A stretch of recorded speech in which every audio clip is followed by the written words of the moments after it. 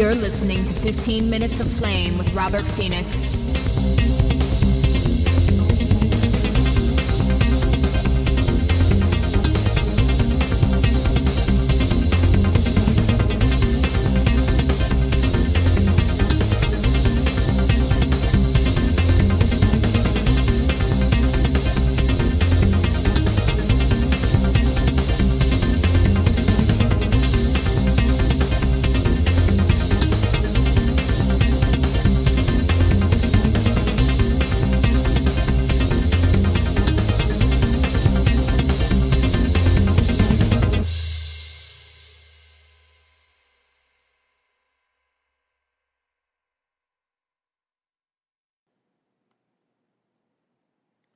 Well, good morning, everybody. Robert Phoenix here, broadcasting to you live once again from lovely Fredericksburg, Texas, where I woke up this morning with the temperature being 99 degrees in my apartment.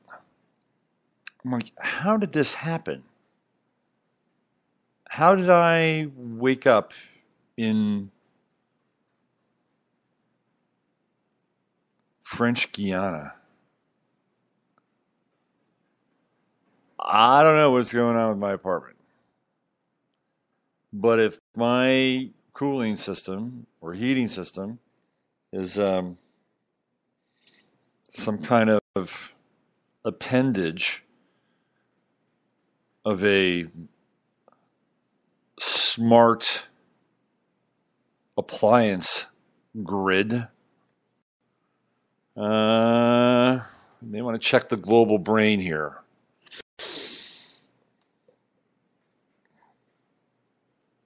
And I looked at my heat. My heat is not on. So what is going on with my little abode here? I've got the air conditioning on full. I've got my big patio door open. I've got my fan on. It's still pretty warm in here. Very, very strange indeed. Aside from my climatological crisis, my global warming inside my four walls, what's going on out there? It's another day. The circus and the carnival has come to town. Always plenty to talk about. And today we'll get into the Iran deal that our president has taken great pride and joy in pulling out of since his masters have told him to do it. And so he does. Just not feeling the 5D chess here. And of course, there'll be somebody out there, he has to do this. He's going to do this, and this is going to happen, this is going to happen, and this is going to happen. Look, here's the deal, okay? The United States, with Obama, made a deal with Iran. Iran was going to get a bunch of money, and sanctions were going to be lifted, and Iran was not going to pursue a weapons-based nuclear program. Let's be clear for a moment here. If somebody wanted to buy nuclear weapons on the black market, they easily could. Absolutely. Do you think countries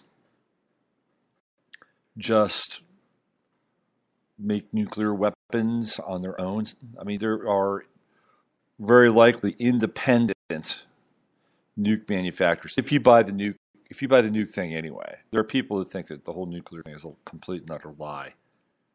I'm not willing to go there, but based on the flimsy nature of reality at times, I'm inclined to accept and embrace just about anything within due reason. So that was the deal. You guys don't pursue a nuclear weapons program. We'll pay you some money, a nice little chunk of change from Obama, and we're going to lift sanctions. Now, what does Trump do? Trump says, well, that deal's over. What does Iran say? Well, we're going to go back and resume creating our nuclear weapons program. And there are some people think it's just a total scam. Again, that everybody's in bed with each other, and this is all part of our public consumption to tear us apart, divide us, and conquer us. Because again, right down the middle. Oh, what a great thing! Look what Trump did, and you've got your conservative faction that's applauding. Look, he won, he won, he won. It's amazing what Trump can do unilaterally when he gets the blessing, the Knesset blessing. Whatever he wants. He doesn't have any problem doing it. But let's say he actually, and again, the immigration thing is complicated. Should we slow it down? Absolutely. Absolutely. And it's at a point now where it's almost beyond the point of no return. I just keep looking back on the model of the individual. And when an individual's life is, I wouldn't say out of control, but on the verge of being out of control, maybe even out of control. What's the best thing you could do? The best thing you can do is pull back, stop, slow down, breathe, meditate, pay your bills, do all those things that are vitally important, right? It's common sense.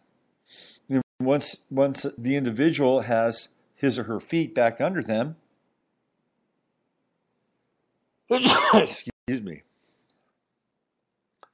then they can begin a process of personal expansion and a different kind of growth. Growth is not always linear. Growth sometimes goes in a number of different directions, and sometimes growth is a backward process. It's the way it is. So you apply that model to the collective. It's like, well, of course, we don't have the systems in place. People assimilate at a rate or people are brought in at a rate where they can assimilate. That the assimilation process isn't even an assimilation process anymore. I've told the story of living in San Diego and kind of being connected to the local Hispanic community through the woman who was helping us with our son, and it was a completely separatist experience. There was no need to assimilate. Why would they want to assimilate? They had everything taken care of. Anything on the phone that they needed to do, there was always an option for them. It wasn't about learning English. When you learn a country's language, the synapses in your head change. The chemical patterns in your head change. It's just the way it is. People kept asking Solzhenitsyn, how come you don't learn English? How come you don't learn English? And Solzhenitsyn says, well, I don't want English. This is kind of the other side of the fence. I don't want English to corrupt my mind.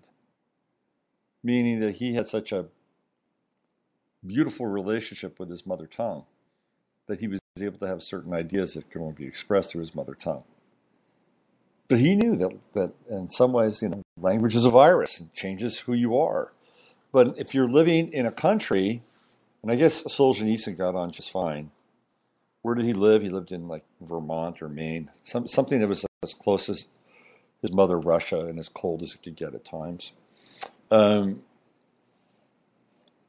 Anyway, I think that it's important to, at the very least, have some process that is about, because the problem with the country is that we're just being torn apart.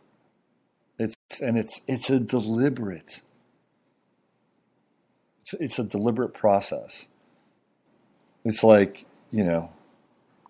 something devised in Babylon or Rome, where a person has, an ox tied to, or a horse tied to one arm and a horse tied to another arm. They're tearing them apart in different directions.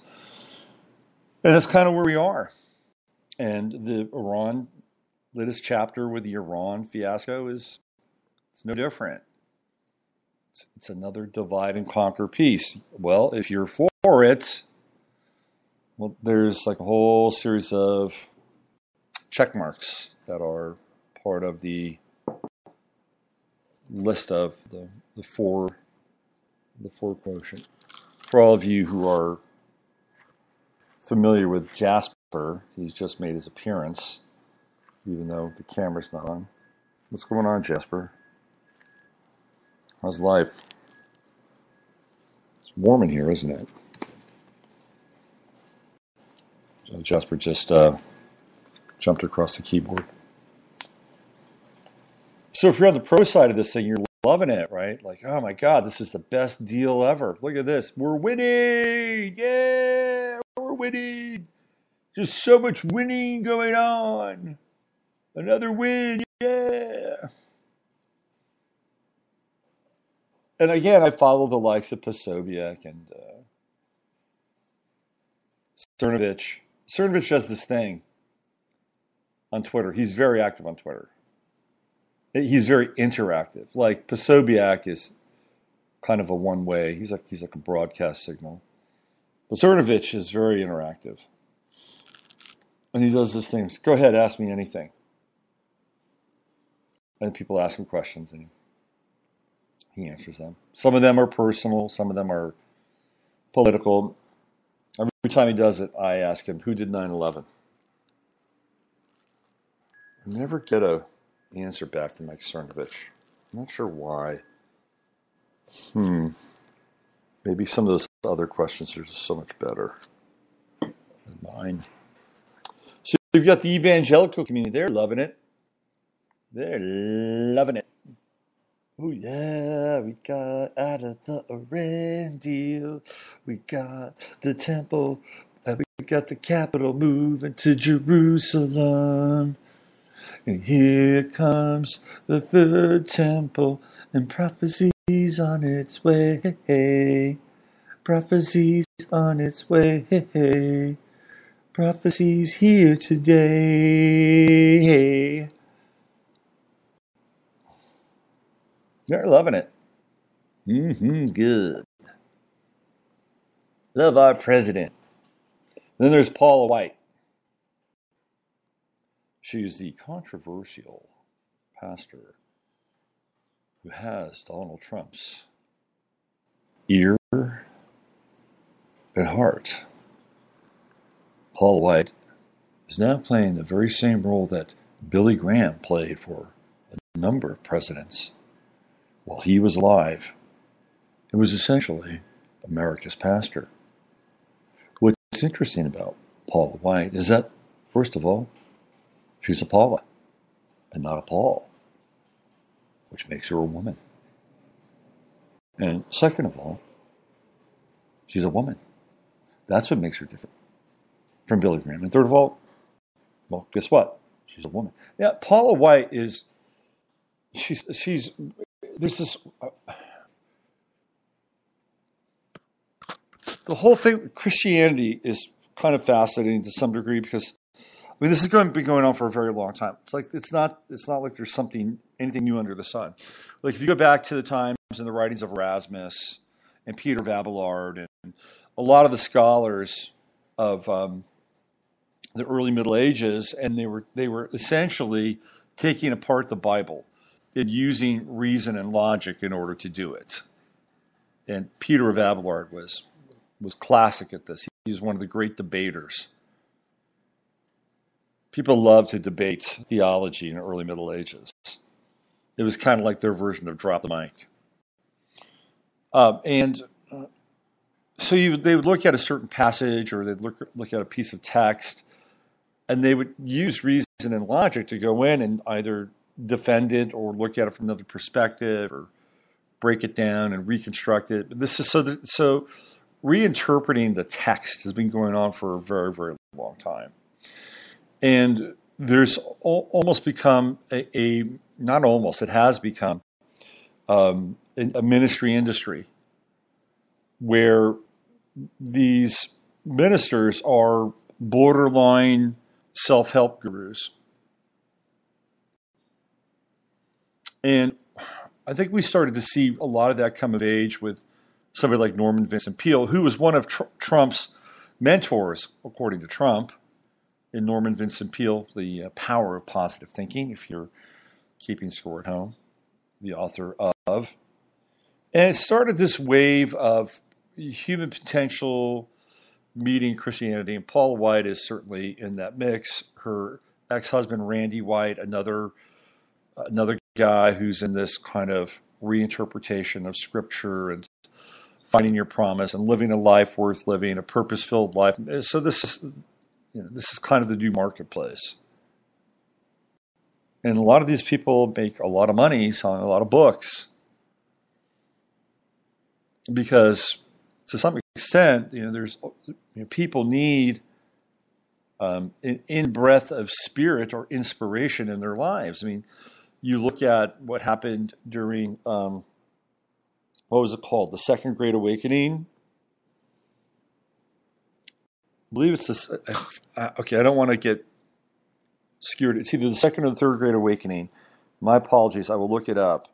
When there was this evangelical movement in the eastern part of the United States, and this is when the revival process, the revival ritual, the revival culture started. And there was this whole tenet, doctrine of faith, which is man could be born again. So once you're born again, you could have a born again moment. It's not like Jesus just died for your sins, which theoretically he did, right? Jesus died for your sins and you're baptized when you're young. But guess what? You could have a born again moment. So you could be reborn again, once again in Christ, right? So the self-help movement, as it's kind of commingled with the Christian base, is a little bit like that.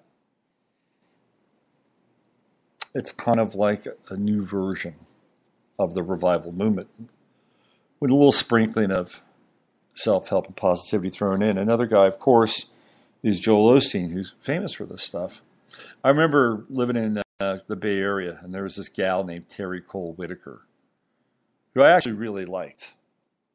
And Terry Cole Whitaker had a Sunday morning show, which I would watch.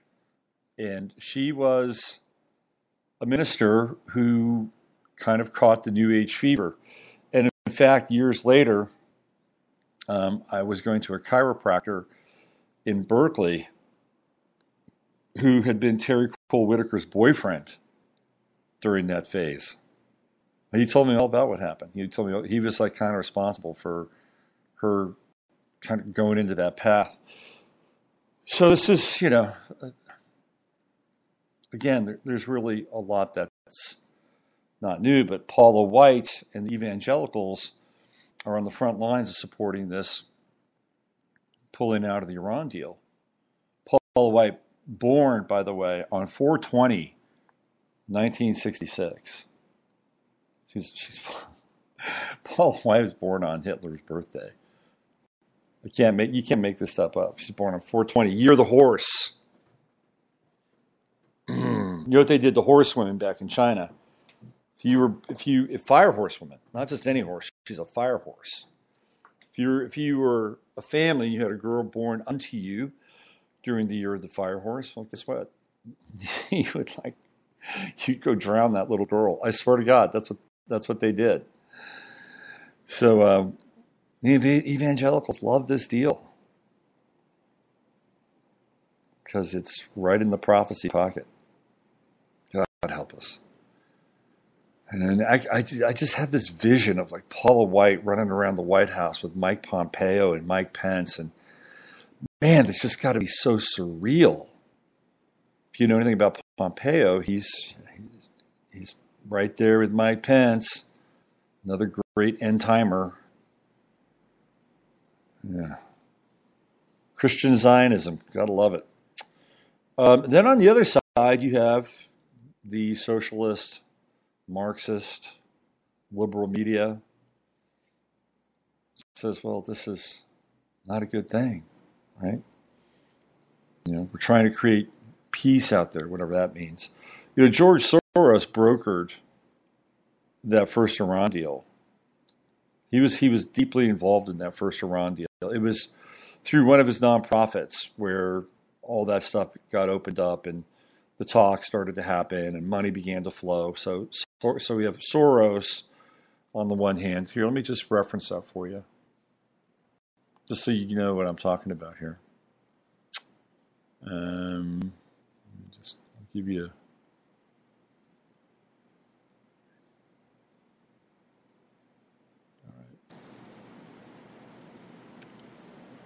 Let me just find this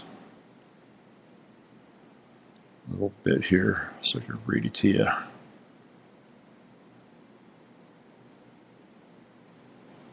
Okay. So this actually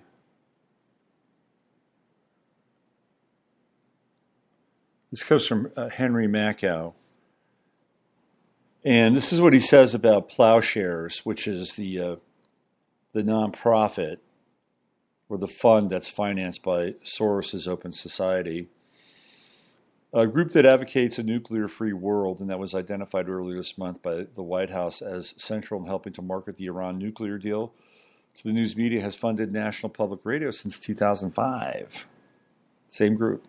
An Associated Press investigation has revealed think tanks funded by the Plowshares Fund include the Arms Control Association, Brookings Institute, who are ironically involved, or they were involved, in the creation of the Patriot Act. Brookings, AIE, and GINSA, they were all deeply involved in the creation of the Patriot Act. And the Atlantic Council, the AP reported, unmentioned by the AP, is that the Plowshares Fund is financed by billionaire George Soros' Open Society.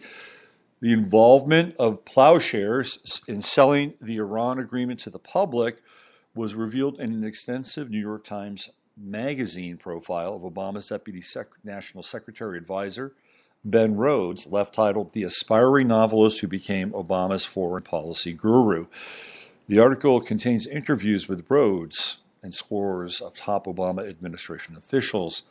In the spring of last year, legions of arms control experts began popping up at think tanks and on social media, and then became key sources for hundreds of often clueless reporters.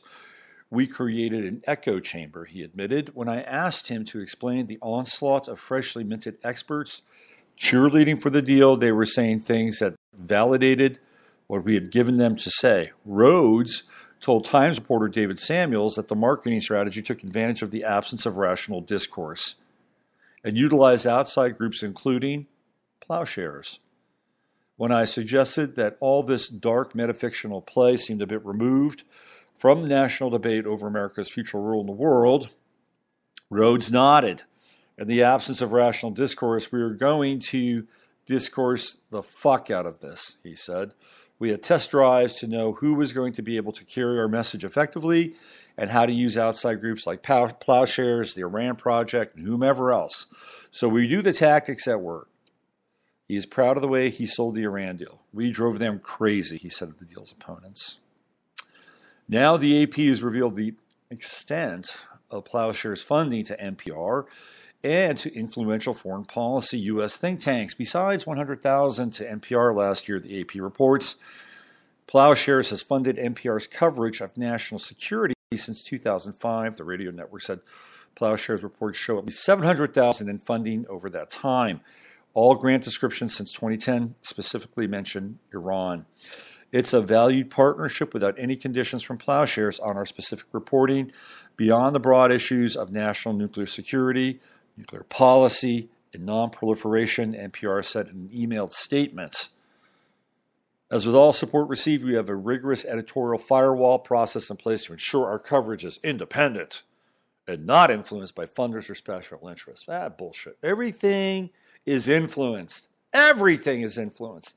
Whether the influence is intentional and financial or the influence is simply the fact that you show up. Because once you show up at something, once you throw a modicum of intent in a certain direction, you know what you're doing? You're influencing it. Heisenberg proved this. You may not believe in Heisenberg. I personally do. The Arms Control Association got $282,000. The Brookings Institution, $225,000, and the Atlantic Council, $182,500. They received money for Iran-related projects, analysis, briefings, and media outreach, and non-Iran nuclear work.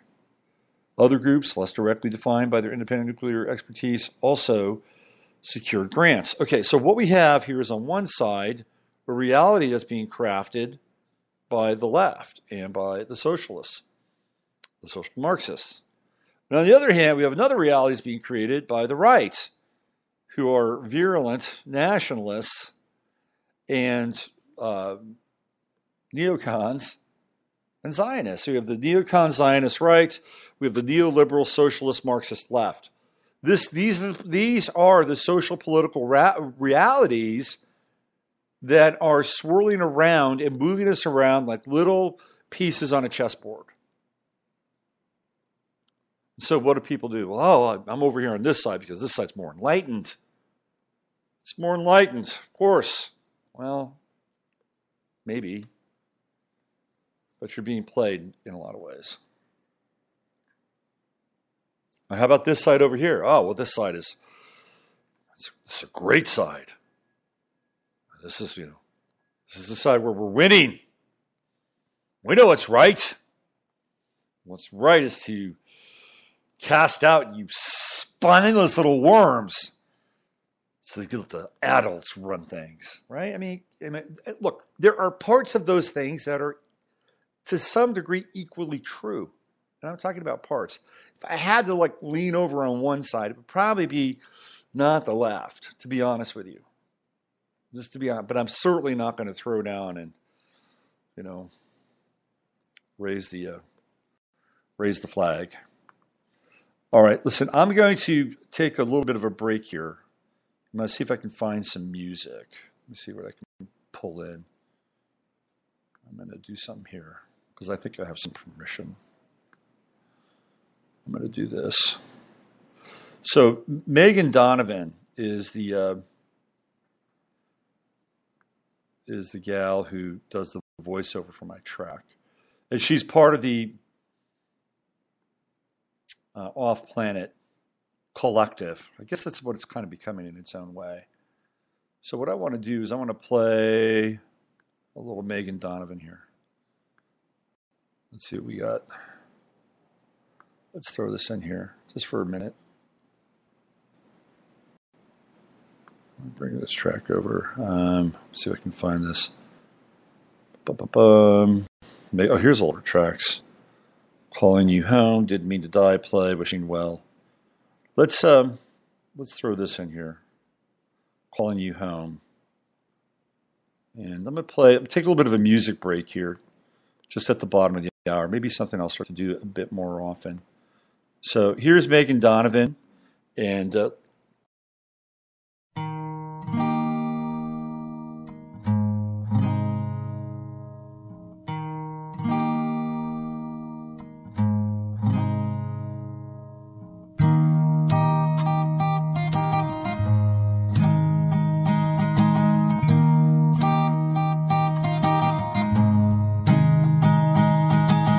this is a call to you, my dear. Come wash my sins.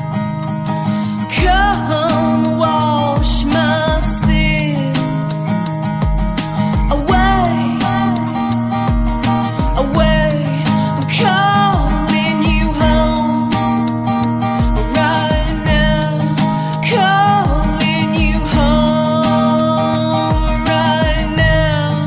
Calling you home right now.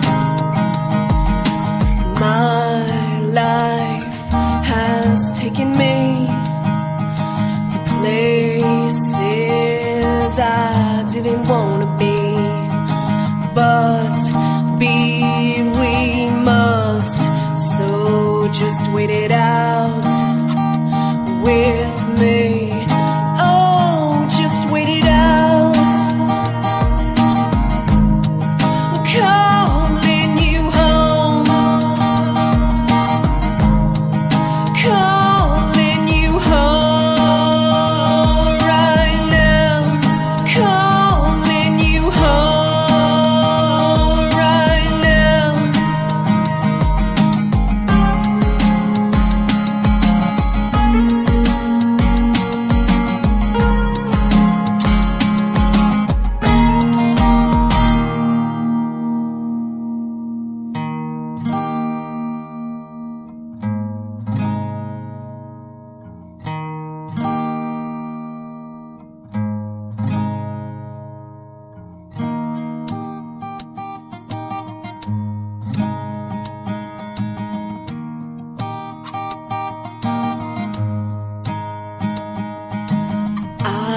never knew what to say.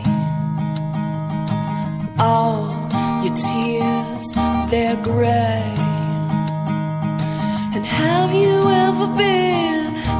Have you ever seen? Have you ever been?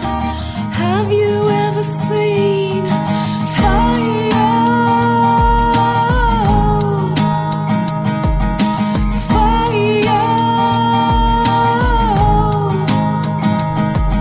I'm calling you home, calling you home, calling you home, calling you home. I'm calling you home, calling you home, calling you home right now.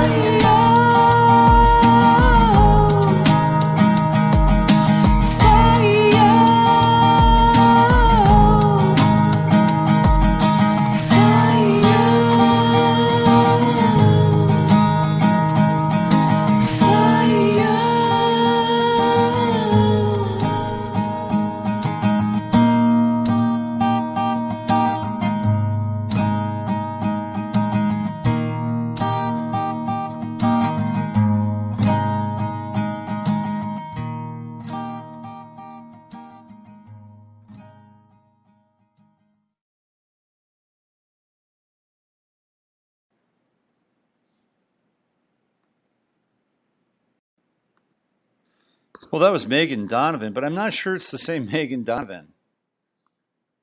Which is kind of funny in some ways. But it was a pleasant song nonetheless. Calling You Home. And this is Robert Phoenix. You're listening to 15 Minutes of Flame. And we're just trying to get into this, Iran deal from a higher level. And to take ourselves out of this theater of duality. I mean, because certainly certain needs are being met by both sides. One side gets to proclaim its moral superiority over the other side. It's just, in the meantime, we're being squeezed. We're being crushed like walnuts in a lot of ways. So everybody has their opinion on this deal. Or maybe you don't. Maybe you just don't give a shit. In which case, that's probably not a bad thing. But it's going to be very interesting to see the fallouts, pun not intended, around it. The next piece now is Trump has demanded that if Europeans are involved in affairs in Iran, whether they're related to the nuke deal or not, that they actually leave. So Trump is ordering Europeans to get out of Iran. I don't like where this is going. I mean, do I think we're going to have World War III there? I don't think so. Would certain parties in that region love to just take that? I mean, taking over Iran is going to be like an incredibly hard thing to do. There's a lot of people. They've got a pretty well established military. This is not like, flip in Libya. So I don't know what the end game is here. Is it really sort of this apocalyptic vision that the Christian Zionists and Shabbat and all these people believe in, are promoting, inching towards its fulfillment? Is this what we're talking about, really? I just can't. Look, if you want to run the world, don't you want the world to be reasonably intact? So I'm not sure if the nuclear endgame is really what this is all about. I think a lot of it has to do with creating a state of perpetual fear with people. And we have to get off the fear train. The antidote for fear for most people is outrage. That's how they deal with fear. They look at what's happening. They see something they don't understand. They've been told and conditioned for the most part, that this is how something looks, this is how it feels, this is how it tastes, this is how it smells. And when it's like this, you should be afraid. And how you counter that, you don't counter with concern. The way that we've been conditioned now is you counter that with outrage.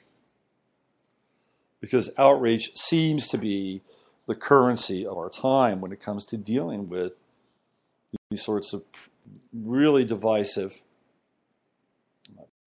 pieces of, I wouldn't even call them information. What information are we learning from this? What's the best thing you can do, again, is to try to see this from a higher perspective. It's the creation of fear. It is the fomentation of outrage. It is the divisive state that it creates between factions of people. And it basically puts people into a camp where they have to pick one side or the other in order to survive. That's a gang mentality. Well, what gang are you in? Are you in the red gang or are you in the blue gang? Isn't that funny that those are the Crips colors? I'll never forget this. One time, so I used to live in Oakland, and I managed an apartment building in Oakland. I was right on the edge of the hood.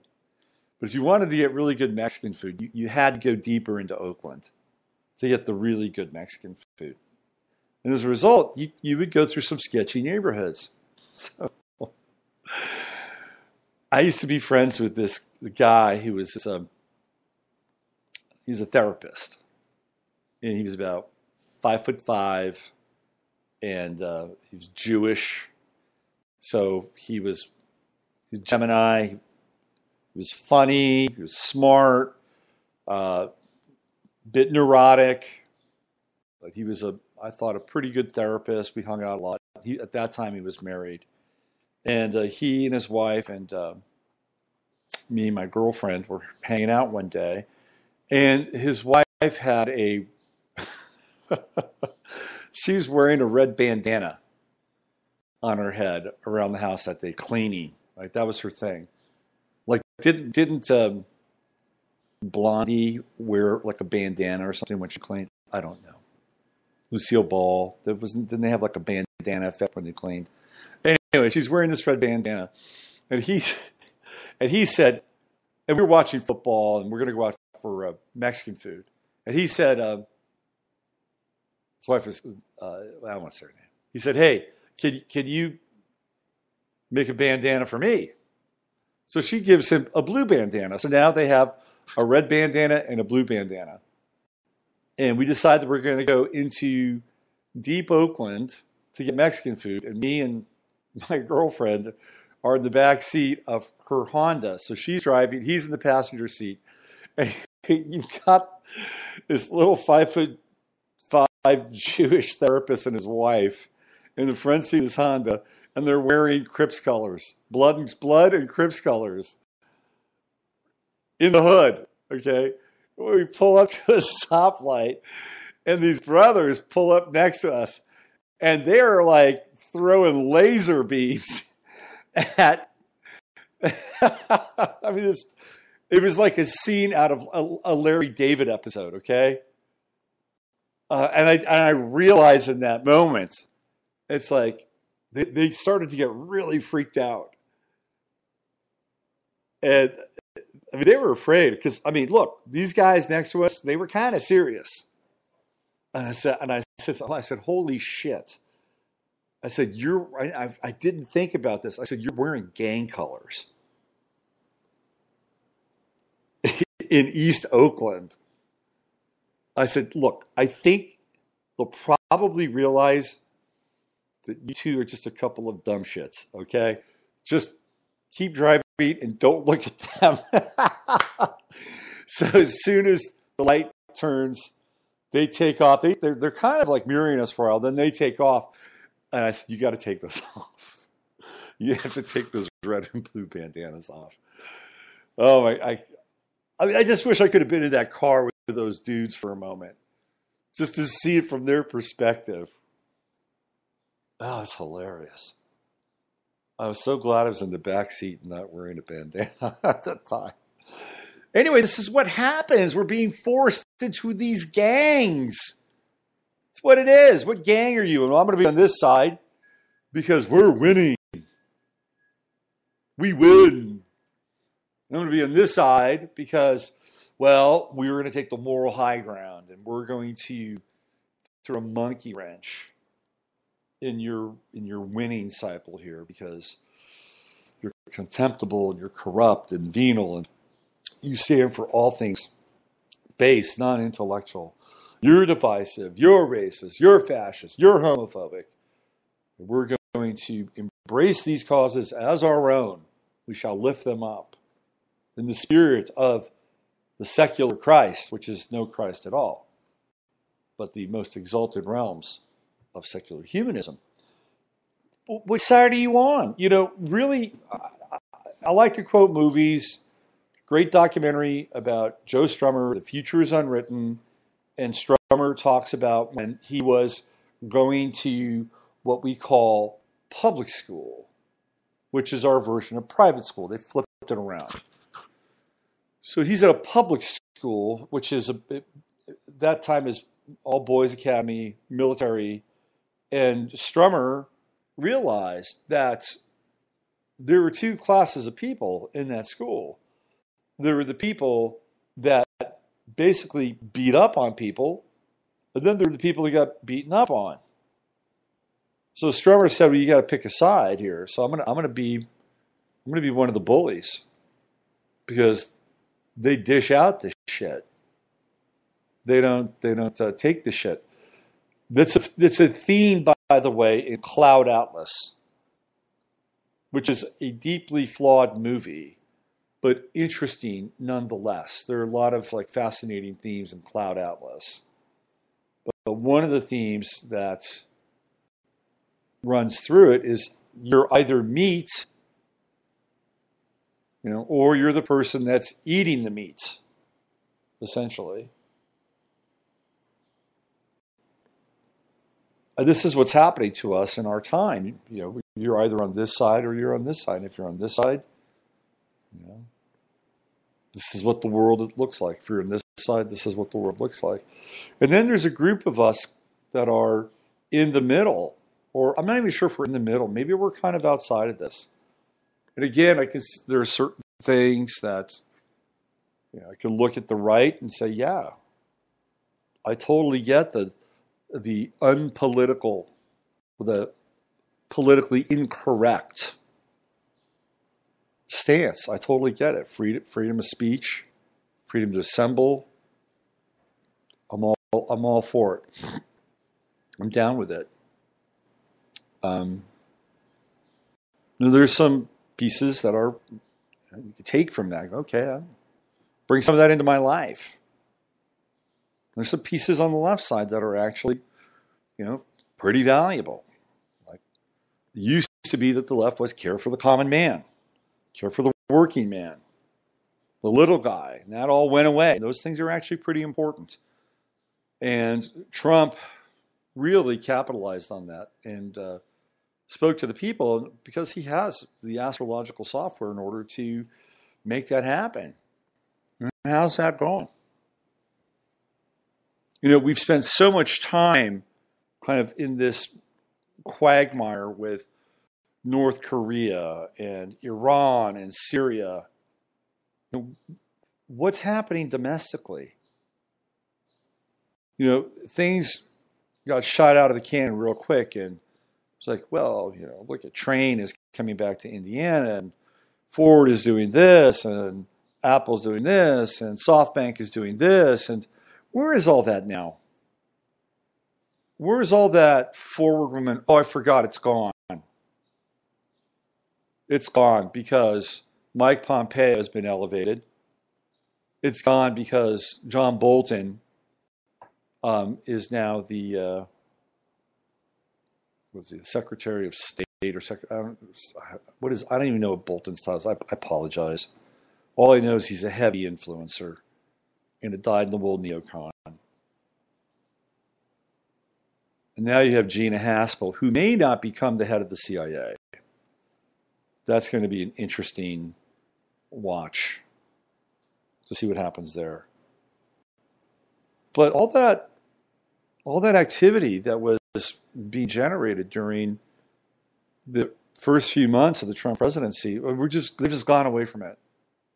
We don't hear about the companies that want to move back. This is the big look, maybe they just know and they don't give a fuck. And, we're going to have a cataclysmic, earth-shaking, earth-changing event over the course of the next 7 years as we move into Uranus and Taurus. And this is all just a dog and pony show so they can go to New Zealand or their deep underground military-style bunker or wherever they want to go and become resurrected and lord over the planet once again after 3/4 of the population or more is gone. Maybe that's the case, and they just don't give a shit anymore. I'm just throwing it out there, okay?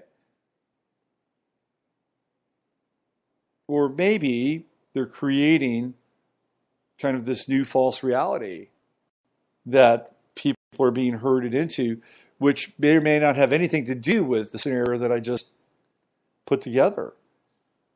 And the new false reality is based on a lot of different things. It's based on the ongoing import of symbolism on a daily basis being generated over and over and over and over again. The influx of a quantum computing reality, a new sim for the planet. I mean, there are a lot of different things that could be kludged together here. But at the end of the day, right? At the end of the day, pushing those. I feel like Moses, right? In the parting of the Red Sea, you got to push those sides further out because there is something else that can be generated and created. And I think we're in the process of understanding what that something else is. And you're not going to see it on the nightly news. If you follow certain people on Twitter, they're certainly not going to talk about it. It's the generation of a third force or a third option. And that's one that is awakening. It's becoming awake, becoming liberated, and understanding the nature of what's happening on this plane of existence and then doing something different, right? And we have a choice every single day in how we're going to interact with this version of these two conflicting realities or models that are like an atom smasher. It's almost like we're in this linear accelerator. And these clashing ideologies are just pummeling us from both sides.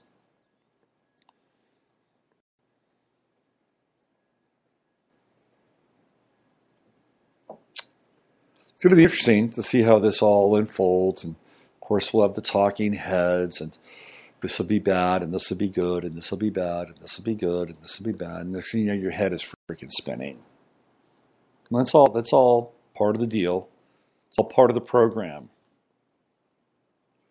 So what I would like to bring to the table, which I've been talking about recently, is look around you. What can you do? If you live in a town that's 25,000 or less, 20,000 or less, maybe even a little bit more, guess what? You got 5G coming. What are you going to do about it? Can you get organized? Can you talk to other people? Can you go to meetings and sit through a lot of garbage and crap? If you want to see what that's like, go find Grindal's YouTube page. Grindal and the Fullerton, what's the guy's name? The Fullerton Informer. That guy's good. I want to interview the Fullerton Informer. That's somebody I would like to, because I think we're right around the same age, and he's a Christian. I don't have anything against Christians. There's a part of me that's Christian. I was baptized. As I was dying, to be honest with you. So I was a miracle baby. I don't have any problem with it. What I have a problem with is this bullshit Schofield version of the end times theology and the marketing of it, and then the political manipulation of it. That's my problem. So just watch some of Grindal's videos, watch the Fullerton Informer. These are people in Orange County that are mobilized. And they're going to meetings, and they're, forcing these people to deal with these issues that they have. And they just summarily rubber stamp the issues. And they're almost, in every single case, Agenda 21 related. So that's what you can do. That's one thing you can do. And also look around them. What can you create? What can you build? What can you offer people? Bringing it down, bring it closer to home. Look, and I'll be honest with you, unless we're operating from, am I here? Where are we going? Yeah. Unless we're operating from a collective place where we're really having our focus, will, and intention, which I believe is not only doable, but at times even essential. Unless we do that, then, how can we impact something like an Iran deal? You're going to get on the horn with your senator and say, hey, we don't like this. We're not into this. Or we do like it. Can you do it? Well, in which case, you probably got your wish. So where can you be impactful? Where can you have some degree of empowerment in your life? That's where we need to focus on.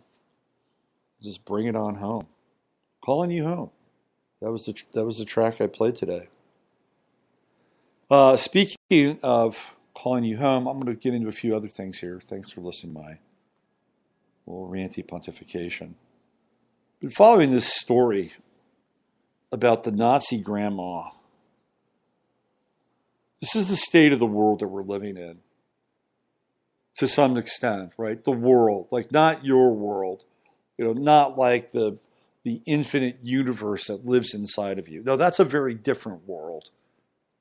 And I'm talking about the Saturnian four-walled hypercube that we bounce off of. So this is from RT. This is about the Nazi grandma on the run after failing to start 2-year prison term for Holocaust denial. Okay, so first of all, you have Alfie Evans, who's literally murdered.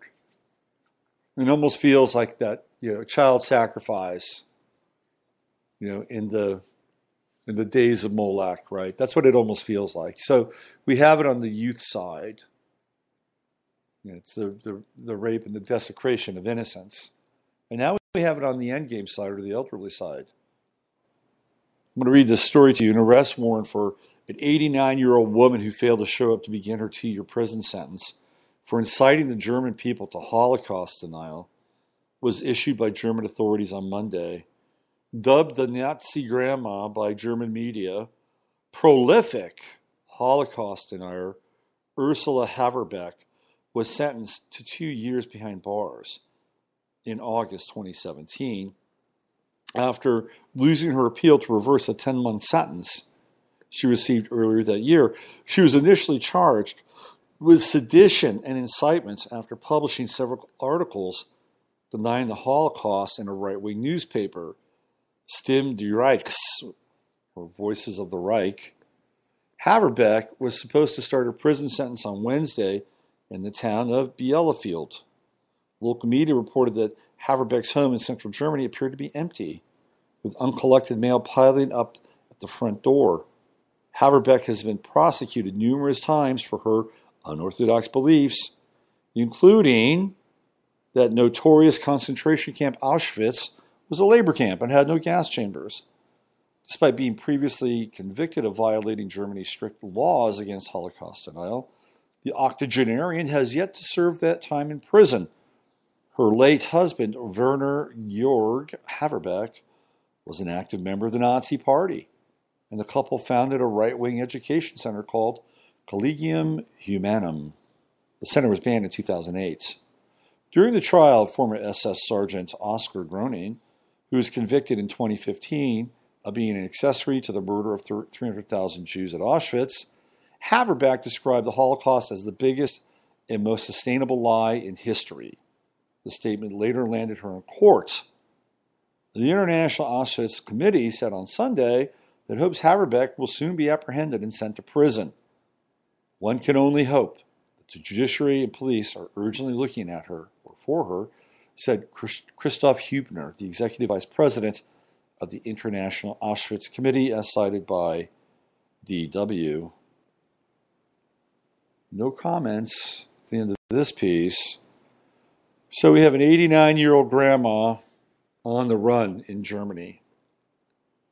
Now, I don't know where you stand on the Holocaust, whether you believe it, deny it, have some variation, theme, or opinion of it.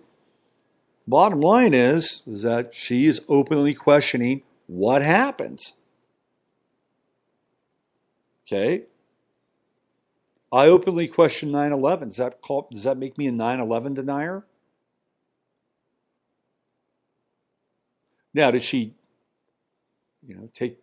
was she actually, here's what I'm wondering, was she actually promoting the death of certain people so that they could further their dream of the master race? That's not what I was reading in that article. What I was reading in that article was she was questioning whether an event happened. And of course, in Germany, you can get into deep shit for that. Deep, deep, deep, deep shit. So she's questioning that it's happened. All you have to do, theoretically, is have enough experts to provide evidence that she's wrong. Right? She's wrong. And if the public looks at the evidence and says, well, she's wrong, then it's like, okay, well, Grandma, you're nuts, you're crazy, you got a crazy message. Look, go back to where you're living. Go back to what you're doing. And what is the longevity of an 89-year-old woman? She's not like she's 49 and seeing the future and saying, man, I've got 30 good years here to build a movement. No, she's not. She's like, this woman's going to die. Now, I'm not promoting her denial. I'm not promoting any of it, okay? What I'm trying to do is look at this from a critical perspective. And why is it that they would want to shut down an 89-year-old grandmother? When that happens, and it's so aggressive, you have to look at it. So what's really going on here? Why are these people so afraid of an 89-year-old woman? And if the message is invalid, then invalidate it by facts. This is kind of the world we're living in now, right? It's an interesting story. It's a very interesting story. Speaking of octogenarians, I was at Walmart yesterday. Yes, it's the only game in town.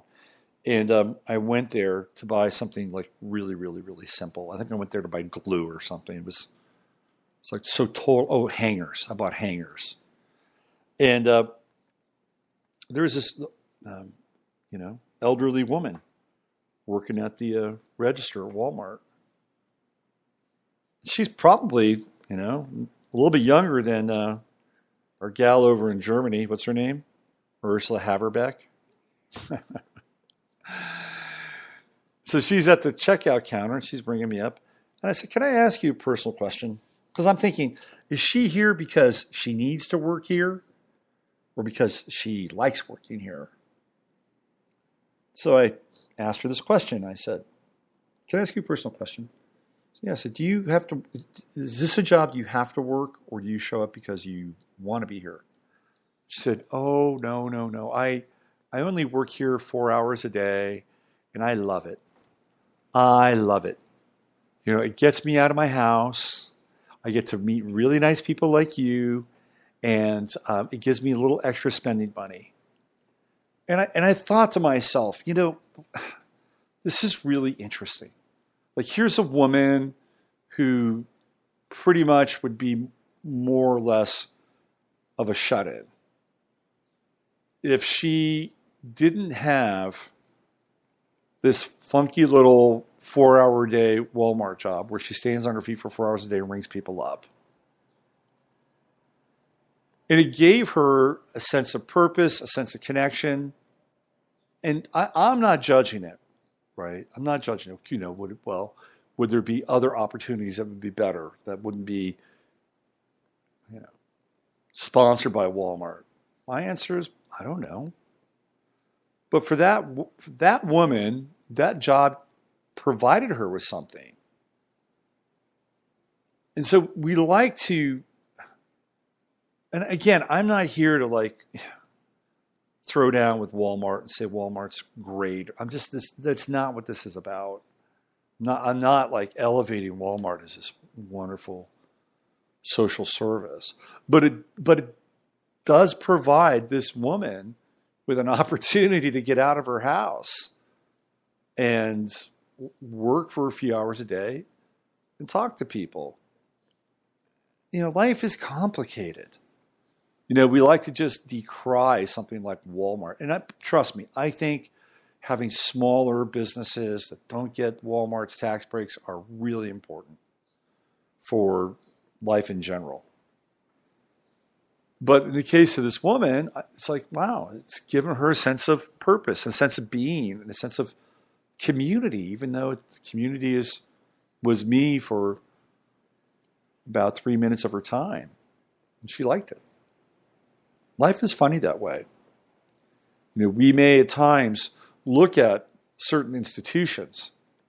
We may frown upon them. And we may, you know, cast sideways glances in their direction, or even overtly, you know, denounce who they are, what they stand for, and what they're doing to our lives. And yet, we have small stories like this woman who is inside of that institution, where this institution, to some degree, is giving her meaning for her life. Life is complicated that way. It's very, very complicated. And sometimes we have to untangle the knots. And this is kind of, you know, what I try to do here on a daily basis. We untangle some of these knots. And we look at things sometimes that are difficult to look at. Like, what does an 89-year-old grandmother Holocaust denier look like? Why is she being sought out? Why is it such a big deal? Why are they imprisoning her? Why can't they just not have an open debate, discussion, right? And with the facts, let the best person win, so to speak. Instead of summarily just taking her out of circulation at 89 years of age. 89 years of age. Could you imagine what it'd be like to be 89 years old and go to prison? I can't. Not at all.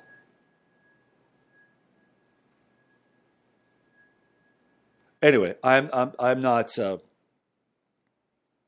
I'm just trying to cast a light in the situation and see a bigger picture here. Fascinating story. I wonder how she'll turn up, if she'll turn up at all. My guess is that she probably won't, and if she does, it'll be. This woman's not going to prison. I'm telling you right now. She will not go to prison. She'll either die or they may not find her because maybe she will die. Or maybe she'll get in a submarine and sail to Argentina. I wanted to get into, just before we leave today, I wanted to get into a little bit around some more NXIVM stuff. And I brought this up before. I wonder if I'll just do this tomorrow. Why don't I do this tomorrow? And it has to do with NXIVM and Roger Stone. Okay. So it looks as if NXIVM was a nexus point for both the Clintons and Roger Stone. So here we go. This is how we reconcile the left and the right. It's through groups like NXIVM. How about that? So why don't we let's get into this tomorrow, okay? We'll get into this tomorrow, and we'll get into more NXIVM. Allison Mack, the relationship between Mack, Roger Stone, and possibly one Donald John Trump. All right, let's see what we got here. We got one more comment.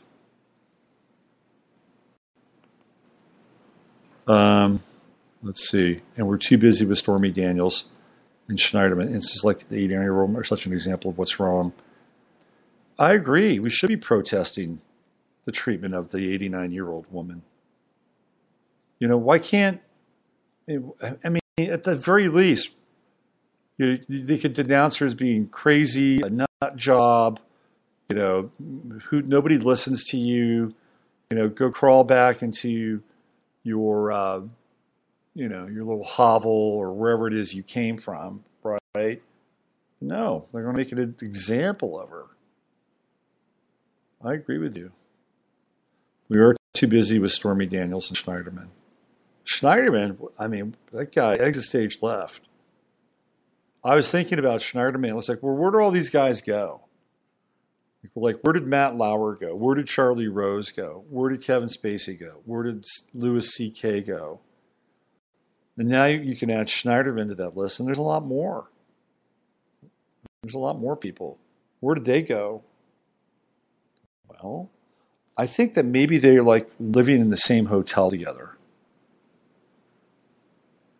I think that's what's happened. They've all moved out of their houses, and it's like one giant version of The Odd Couple now, across 2 or 3 floors in a hotel in mid-Manhattan. Wouldn't that be a reality show? That'd be a great reality show. I'd love to see that.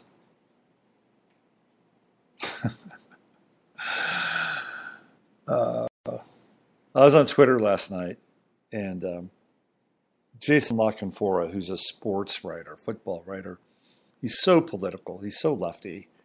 He's always turning things into political debate. It's like, dude, you're a sports writer. Why don't you just leave sports and become a political commentator? So he's posting this big diatribe and this big document on the Iran deal. And what did I post on Twitter? I said, Bibi told Trump to pull out of Israel. Too bad he didn't tell Trump to pull out of Stormy. Which I thought was kind of funny. And then some guy said I was not a funny guy. And I don't give a shit. I don't care if somebody says I'm not funny. But I actually thought it was pretty funny. Nobody has a sense of humor anymore, too, right? I mean, that was the other thing. I was like, dude, that's actually kind of funny.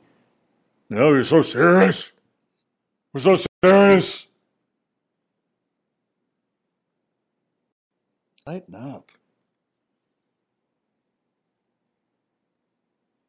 Like, I would love to see a version of this 89-year-old grandmother doing a Jason Bourne kind of thing.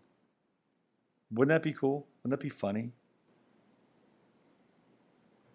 I'd love to see Saturday Night Live tackle that.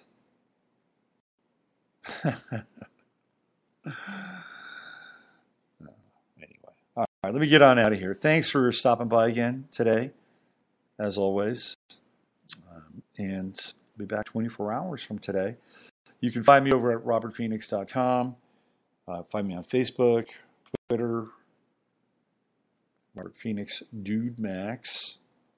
And just so you know, some people have been sending me emails wondering if we're going to have a get-together with the Off Planet crew. And we just had a conversation about that, me and Emily and Randy.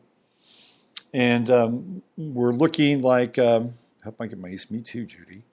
We're looking like it's like October, maybe the second week of October, for a get-together here in Hill Country, Texas, with myself and Randy Moggins and Emily Moyer and a few other people. And we're looking to create a really, really cool, 3 days where we can hang together and do some very interesting experiential stuff, like life stuff. And of course, we'll talk about some of the things that we talk about, and be some presentations, but there'll be more, right? Looking at some really, really cool things to do, like kayaking and a few other experiential goodies that I don't really want to pull the cat out of the bag with yet. But it'll be a weekend or 3 days of experience and life and connection and community and transformation. And you'll be exposed to some interesting ideas and some interesting presentations. But more importantly, you'll be exposed to other people that are very similar in terms of perhaps your psychology, your spiritual development, spiritual awareness, where your thoughts are, where your heart is. And it's a way for your group of us to connect and realize that, hey, we're not alone. We're doing this in some ways together but apart. And also through some of those activities, or you'll have some interesting awareness that'll come out of it. So I'll be sharing more about this as we get more details and really try and nail a date down. But it's looking like the fall here in the Hill Country, which the weather can be really nice. If we get into November, it starts to turn on us a little bit. So we don't want to wait too long. So we're looking at maybe the second or third week in October. For those who can't be in Texas, maybe do one of their Patreon shots. So here's the deal. We're going to do a live broadcast. We're going to combine the 11th house and Off Planet. We're going to do a live broadcast from the event. So you can be a part of it through the live broadcast. How does that sound? Does that sound great? I think it's great. So keep your eyes and ears attuned to that so we can come together and have some fun and meet each other and change each other's lives in very positive ways, which I think is where it's at now. Remember, you're the guru. You're the guru. G-U-R-U. Hey, how about that? You're the guru. You're the liberator. You're the artist. You're the creator. You're the diviner. It's all inside of you. And that's where it's all headed. Truly. And in an event like the one I'm talking about, some of this can begin to emerge. But you don't have to wait till October. Right? You can practice all these things inside your life with yourself. Yourself and source of divine creation within you. All right, let me get on out of here. Use your head to discern what's real, your heart to say what's possible. Thanks for listening in. And I apologize today. This whole thing with my apartment, the heat kind of threw me off today. I have to say, normally I'm pretty okay. I can deal with chaos. I can deal with intrusion.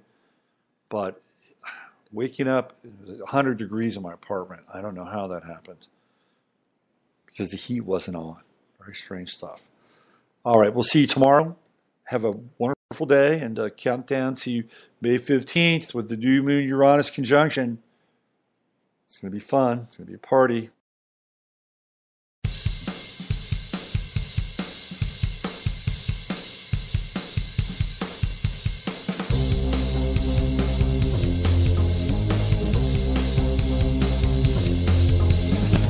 You're listening to 15 Minutes of Flame with Robert Phoenix.